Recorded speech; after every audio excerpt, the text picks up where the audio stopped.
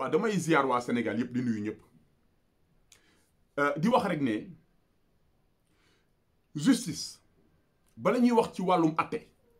dafa am ñaari mbir yoo xam ne ñoom ñoo war a lal lépp muy éthique ak morale. Éthique ak morale justice maanaam waru nekk instrument boo xam ne dañu koy utiliser pour faagaagal ay doomu aadama déedéet ndax fan yii yëpp maa ngi dégg ñuy wax ay waxu Simon di wax ay waxu passeport di wax ay waxu kilifa mais en réalité li intéressé ñi nga xam ne ñoo nekk di manipuler justice bi en réalité leen intéressé dëgg ce n'est pas Simon ou kilifa mais c'est d'éliminer ay boucles naturelles yoo xam ne dañoo formé wu autour du projet que porte Pastef ndax bu ngeen seetloo Simon ak kilifa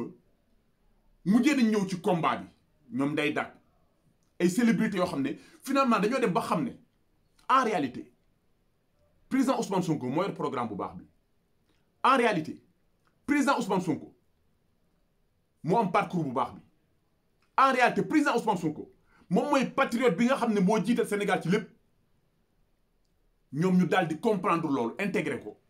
daal di ñëw nekk ay boucliers naturels autour du président Ousmane Sonko des boucliers naturels autour du projet que porte Pastef léegi nag li nga xam ne moo intéressé état bi li nga xam ne moo intéressé état bi mooy naka la ñuy def ba faagaagal boucliers yi nga xam ne ñoom ñoo nekk autour du président Ousmane Sonko c'est de ça dont il est question Sénégalais yi fokk ngeen yeew bu leen kenn nax bu fi benn activiste wala keneen di génn naan day xalab Simon wala kilifa ak Simon maanaam ñooñu ñun waruñu sax wax loo xam ne day jëm ci ñoom parce que c'est-à-dire ñun bu ñu amee lu ñuy wax bu fekkee ne réellement justice moo leen intéressé bu fekkee réellement il veut lutter contre la corruption mais am na fi ñoo xam ne tekk nañ fi un ndombo tànk yor ay ministère luubal ay milliards yoo xam ne askan bee ko moom mais ñooñu tey ñu ngi toog libre am na ci ñoo xam ne dañu leen defal non-lieu mais c'est extraordinaire ñun bu ñuy wax ci ñooñu la ñuy wax parce que ñooñu ñoo gérer alalu askan bi ba pare luubal alalu askan bi ñoo xam ne ay organes yu officiels ñoo leen épinglé Cour des comptes épinglé na fi ay nit OFNAC épinglé na fi ay nit inspection générale d'État fii la def rapport am génne ko ne contrat bi ñu jox ñoom Franck Timis mais contrat boobu président bu mu joxee décret bi mais malgré tout Aly Ngouille Ndiaye def na un faux rapport conseil des ministres ñu joxe président joxe décret bi ñun bu ñu amee lu ñuy kaas wala lu ñuy wax wala justice bu ñuy wax mais ñun ci lii la ñu wax mais bu ñu dugal ci affaire kilifa ay Y'en a marre loo xam ne c'est d'ordre privé bëgg leen faagaagal parce que lan constitué wu nañu nekk ay boucliers autour du projet que porte Pastef mais c'est de ça dont il est question mais bu ñu kenn nax kon sénégalais il faut que ngeen yeewu ci loolu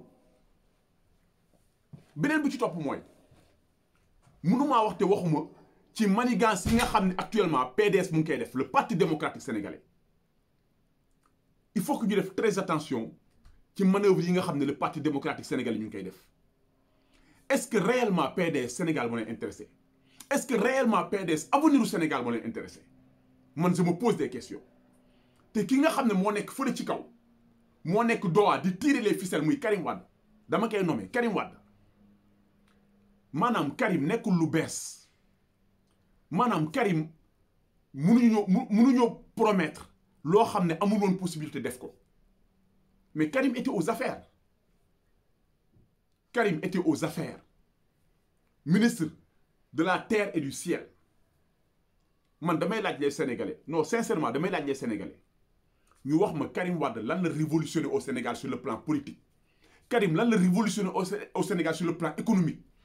Karim lan la révolutionné au Sénégal sur le plan géostratégique mais sénégalais bu ñu ko xamee ñu wax ma ko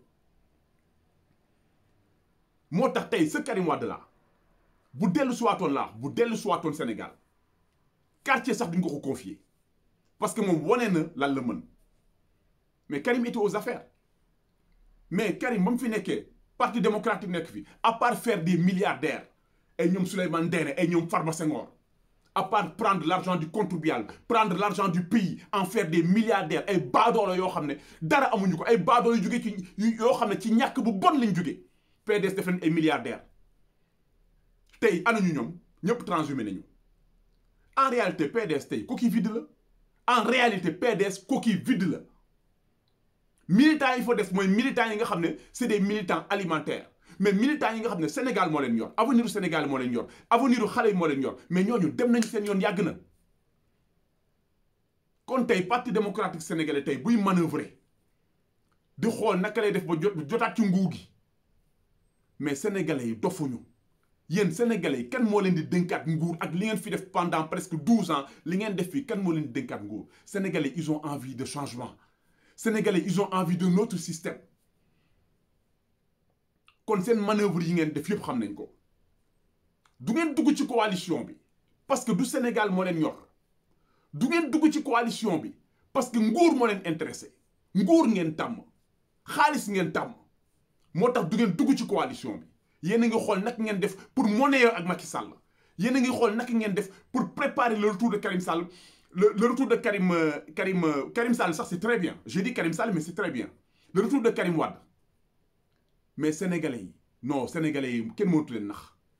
kon le parti démocratique sénégalais seen manipulation yi ngeen di def yëpp seen bopp ngeen di nax le Sénégal ne vous a jamais intéressé parce que tey élection locale képp ko xam élection locale nu muy demee raw gàddu maanaam ki ëppale pourcentage mooy rafle lépp Macky Sall ci coalition la ne président Macky Sall ak lu muy am doole ci coalition la ne parce que comprendre na la mooy njariñu coalition loo xam ni raw gàddu la ñi ëppale pourcentage ñoom ñooy gàddu lépp bu fekkoon ne sax dañuy wax ne ki am 30% dinañu xool 30% yi ñaata lay correspondre ci ay mairie ñu jox ko waaye ki am 30% mais 30% mais liggéey bu metti pour am ko mais imaginez Pastef frère ba am 30% Benno Bokk Yaakaar am 45% daal di rafle lépp alors que Pastef 30% am yooyu bu àndoon ak PDS yokk ci 20% maanaam ñoom ñooy rafle lépp léegi ngeen ne coalition du am mais élection yi ku ci dem te defoo coalition da ngay xaru dañuy waxante dëgg parce que raw gàddu la il faut ñu expliquer sénégalais yi lan mooy raw gàddu ku ci dem te demoo coalition da ngay xaru ndax raw gàddu bokkul ak élection présidentielle léegi nag nga gis ay ñoo xam ne tey ñu ngi nekk ci ay calcul personnel ñu ngi nekk ci ay calculu nguur nangu ñoo dugg ci coalition te xam nañ ne ñoom rek mënuñoo gagner dara mais kon au final lan mooy seen objectif au final seen objectif mooy def deal ak président Macky Sall mais loolu ça ne passera pas parce que sénégalais tey yeewu nañ sénégalais dofuñu boo jëlee un gars comme Karim Wade comme yéen Karim Wade mooy seen yàlla mooy seen yonent te ñi nga xam ne ñëpp ñoo nekk ci ginnaaw Karim Wade mën naa leen waatal ci yàlla di gëmuñu Karim Wade xam nga lu ñu gëm pouvoir ndax jàpp nañ ne Karim bu ñëwee ak maletu xaalis yi nga xam ne waa dowaat dañ ko jox jàpp nañ ne Karim bu ñëwee aux affaires ñoom dañuy jëlaat nguur dañuy dugaat ci nguur gi maanaam dañuy commencer lekkat xaalis lii moo waral Karim Wade mais gëmuñu Karim Wade la preuve ñoom Pape Samba Mboup ñoom Farba Senghor ñoom Souleymane Ndéné ñoom Diagne Fat mais ñëpp dem nañ seen yoon nguur dafa changé ñu dem seen yoon trahir le vieux trahir paa bi tamit nekk ci ay deal politique parce que doom jàng ci kaw di ko manipuler naan ko defal lii waxal li mais loolu yëpp il est où le Sénégal loolu yëpp ana intérêt Sénégal man militant PDS laay waxal bu leen nangu ay nit leen dugal ci ay calcul parce que ñooñu Sénégal intéressé wu leen musu leen intéressé Karim ba mu jëlee Bolloré ci pooru Dakar bi ba mu fi génnee Bolloré ci pooru Dakar bi